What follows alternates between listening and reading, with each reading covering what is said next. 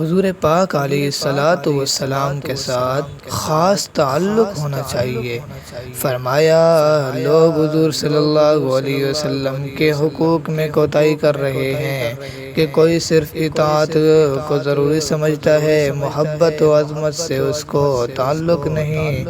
کوئی محبت کا دم بھرتا ہے، اطاعت و عظمت سے اس کو واسطہ نہیں، کوئی آپ صلی اللہ علیہ وسلم کی عظمت کرتا ہے تو اس طرح کے محض بادشاہیت کی حیثیت سے،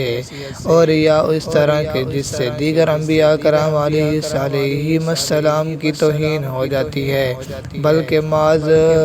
بعض مرتبہ حق تعالی شانوں کی بے ادبی ہو جاتی ہے۔ اس لیے اس کی تلافی کی ضرورت ہے، اور تلافی ہوتی ہے کوتاہیوں کا سبب جان لینے سے،